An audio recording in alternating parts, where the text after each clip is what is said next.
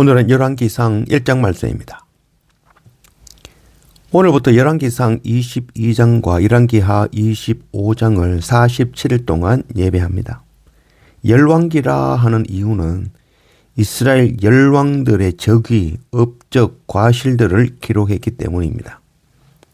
열왕기상 22장은 이제 1절부터 11장까지는 솔로몬의 그 통일 왕국에 관하여, 또 12장부터 마지막 22장까지는 솔로몬 왕 이후에 남유다와 북이스라엘의 그 분열 왕국으로 나누어진 이야기입니다. 또 기록된 시기는 BC 586년 유다가 바벨론에 의하여 멸망하고 바벨론으로 포로로 잡혀가 70년 포로 생활에서 예루살렘을 귀환하는 그 시기에 기록되었다 할 수 있습니다. 그래서 이 열왕기는 하나님의 선택된 백성이 왜 바벨론에 멸망했는가, 왜 또 포로로 되어 이방 땅에 살 수밖에 없었던가에 그에 대한 질문에 답을 주기 위해서 기록되었다 할 수 있습니다. 그래서 열왕기는 백성들에게 바벨론에 의하여 예루살렘이 멸망하고 포로로 끌려밖에 없었던 그런 왕들과 백성들의 죄, 그리고 하나님의 역사의 흐름에 대한 답을 주고 믿음과 하나님의 백성에 대한 그 정체성을 다시 부여해 주기 위해서 기록하고 있습니다. 열왕기상하 47장, 앞으로 47일 동안 역사를 주관하시는 그 하나님의 역사를 배우고 또 함께 그 속에서 왕들의 그 죄와 그들의 행위를 통하여 나의 죄를 보고 우리의 그 선택, 방향, 어떻게 할 것인가를 배우는 그런 귀한 시간이 되기를 원합니다. 1절 다윗 왕이 나이가 많아 늙으니 이불을 덮어도 따뜻하지 아니한지라. 그의 시종들이 왕께 아뢰되 우리 주 왕을 위하여 젊은 처녀 하나를 구하여 그로 왕을 받들어 모시게 하고 왕의 품에 누워 우리 주 왕으로 따뜻하시게 하리이다 하고 이스라엘 사방 영토 내에 아리따운 처녀를 구하던 중 수넴 여자 아비삭을 얻어 왕께 데려왔으니 이 처녀는 심히 아름다워 그의 왕을 받들어 시중 들었으나 왕이 잠자리는 같이 하지 아니하였더라. 다윗 왕이 나이가 많아 늙어가지고 이제 이불을 덮어도 따뜻하지 않다라고 말씀하고 있죠.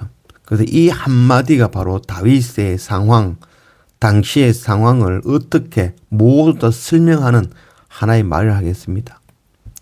이 다윗은 30세의 왕이 되죠. 그리고 40년간 왕위를 하죠. 그래서 총 70세까지 이스라엘을 다스리고 죽습니다.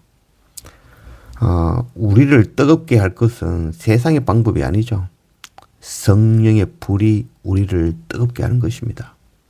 다윗 왕은 세상의 그 방법 원하지 않고 세상의 아름다운 여인과 동침하지 아니하였습니다. 신명기 34장 7절 모세가 죽을 때 나이 120세였으나 그의 눈이 흐리지 아니하였고 기력이 쇠하지 아니하였더라. 여호수아 14장 11절 모세가 나를 보내던 날과 같이 오늘도 내가 여전히 강건하니 내 힘이 그때나 지금이나 같아서 싸움에나 출입에 감당할 수 있으니.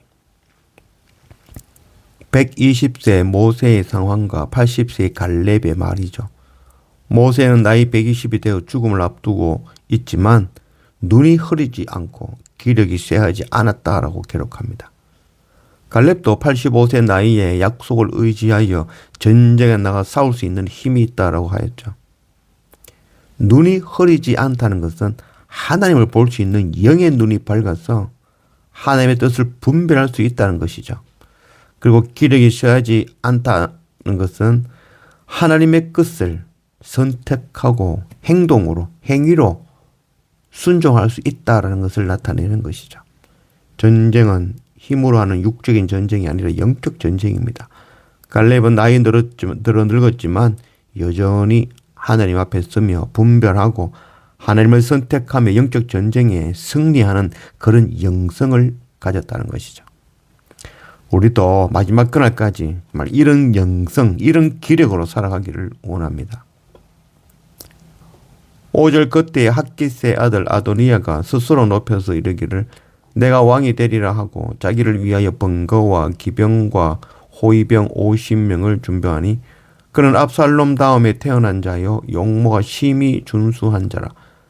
그의 아버지가 네가 어찌하여 그리 하였느냐고 하는 말로 한 번도 그를 섭섭하게 한 일이 없었더라. 다윗의 아들들, 첫째 아들 암논, 둘째 길르압, 셋째 압살롬, 넷째 아도니아입니다. 아도니아는 겸손 훈련이 안 된 교만한 자이죠. 형들이 모두 죽고 이제 아도니아가 장남으로 왕위를 이어받을 당연한 위치였죠. 그는 군사령관 요압과 제사장 아비아달과 모의하고 아버지 다윗의 왕권을 가로채려고 하고 있는 것입니다. 오늘 말씀에 용모가 심히 준수한 자라. 그리고 뭐 한 번도 그를 섭섭하게 한 일이 없었더라. 압살롬도 그랬죠.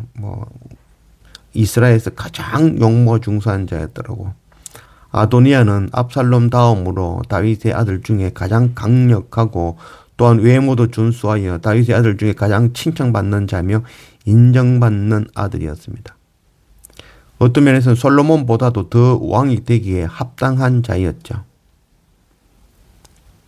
누가복음 15장 29절 아버지께 대답하여 이르되 내가 여러 해 아버지를 섬겨 명을 어김이 없거늘 내게는 염소 새끼라도 주어 나와 내 벗으로 즐기게 하신 일이 없더니.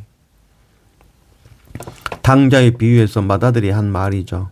맏아들은 아버지를 섬긴 것이 아니라 아버지의 재산을 섬긴 것이었죠. 아도니아는 숨기고 살았지만 결정적일 때 그의 악함이 나타나는 것입니다. 하나님의 선택은 아도니아가 아니라 솔로몬이었습니다. 솔로몬은 밧세바의 넷째 아들이죠. 하나님께서 세우시는 자는 스스로 낮추며 겸손한 자입니다. 자격 없이 공로 없이 값 없이 주어지는 것이 바로 하나님의 은혜입니다.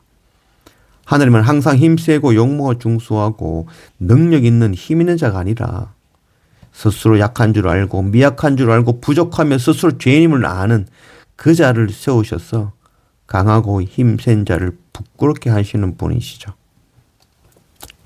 로마서 3장 10절 기록된 바 의인은 없나니 하나도 없으며 하나님 앞에 의인은 하나도 없습니다. 다윗이 나이 들어 늙고 이불을 덮어도 따뜻하지 않다는 것은 하나님을 보지 못하고 하나님의 뜻을 선택하지 못하며 분별하지 못하였으며 그 안에 생기와 열기와 하나님을 아는 그 뜨거운 영성이 없는 자가 되었다라는 것을 말씀하고 있는 것이죠. 나이 들어 병들어 움직이지 못하더라도 하나님 앞에서 하나님을 알고 우리를 뜨겁게 하는 그 성령, 하나님만 선택하는 그 뜨거운 영성의 모세와 갈렙 같은 그런 자가 되기를 간절히 구합니다. 날마다 말씀과 예배로 낮아지고 자격 없이 공로 없이 값 없이 주시는 그 은혜 아래 날마다 엎드리는 그런 우리가 되기를 원합니다.